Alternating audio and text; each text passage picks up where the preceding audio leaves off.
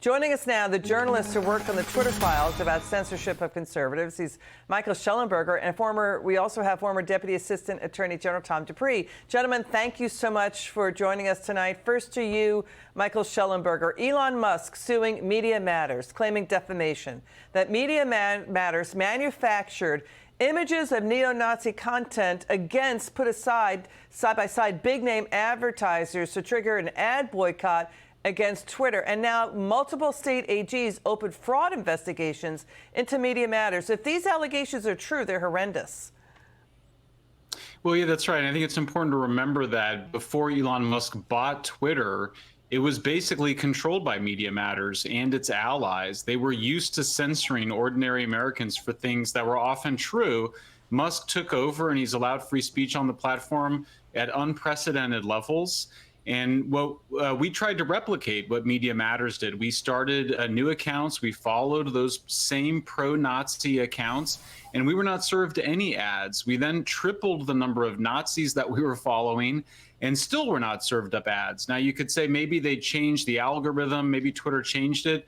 That may very well be the case, but that would just prove the point that Twitter obviously does not want to be serving up Nazi content next to its big brand. So the whole thing is just obviously a hit piece by a pretty radical left organization, Media Matters, that's really has a lot of control over the Democratic Party, trying to basically force more censorship along the lines that it wants, or ultimately bankrupt Twitter because they don't want a free speech platform. They worry that it will undermine their message. So Twitter is alleging Media Matters, Tom, knowingly and maliciously gamed Twitter's computer server to make Twitter look like a hate site, to trigger an ad boycott, Tom, that Media Matters created fake Twitter accounts to only follow neo-Nazi or fringe accounts, and then also big-name brand advertisers, and then they kept refreshing their Twitter screens until they saw a big company ad side by side next to, say, a neo-Nazi tweet. Then they took a screenshot of that to trigger the ad boycott.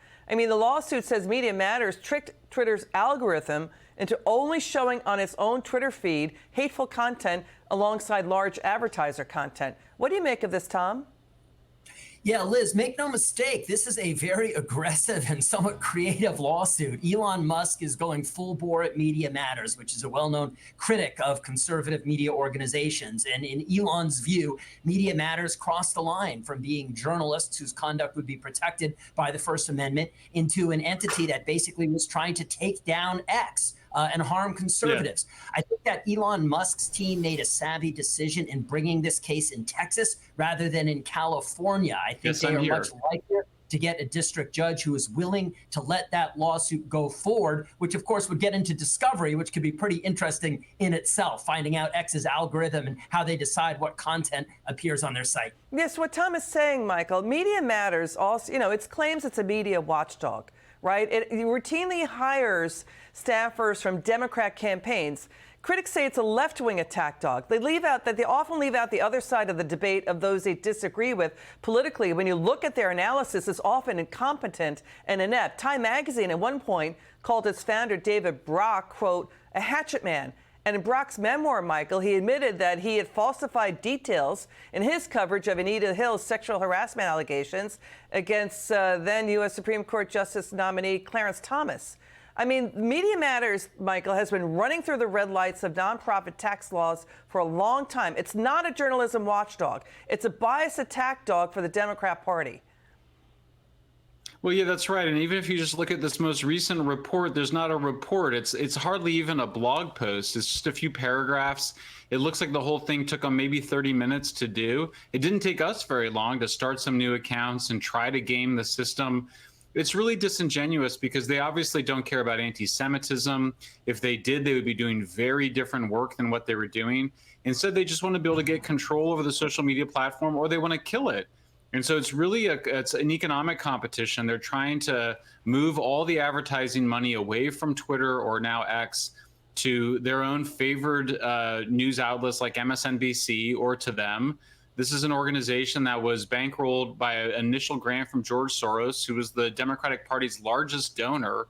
So it's very transparently a left-wing attack organization aimed at, really redirecting funding away from an open free speech platform to media platforms that they control. That this is ultimately about being able to propagandize 24 hours a day, 7 days a week. You know, the thing is, Tom, you know, Michael is saying, listen, it's not good that neo-Nazis are anywhere or on Twitter. You know, neo-Nazis, also use the phone companies too. I mean, that's the debate about this Twitter social media site.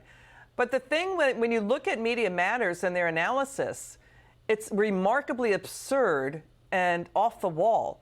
It is so incompetent, so unintelligent, their analysis over there, that it's like not even worth a college intern paper for a freshman.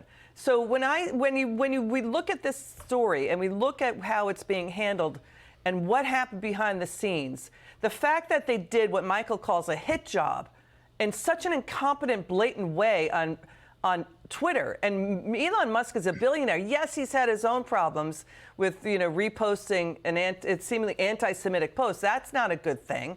But Elon Musk is a billionaire. Do you think Media Matters could be put out of business by this? Well, look, Elon's got a long way to go before he gets to a jury verdict that would put them out of business. But I do think he's going to get some insight into what led Media Matters to write this story. And more specifically, to your point, what their methodology was to reach the conclusions they did. I think that this case, if nothing else, will put a spotlight on that, on the work that the journalists did behind the scenes to come up with a story and whether their methodology and their conclusions were reliable and accurate. Yeah, and it's a story, too, of how Media Matters has been misleading America for a long time and poisoning the national conversation with biased, one-sided analysis. They're not a watchdog. They don't show both sides of the debate. And it appears that in these allegations, they look like they may have rigged it to bring down Twitter. That's a bad thing. Michael Shellenberger, Tom Dupree, thanks for joining.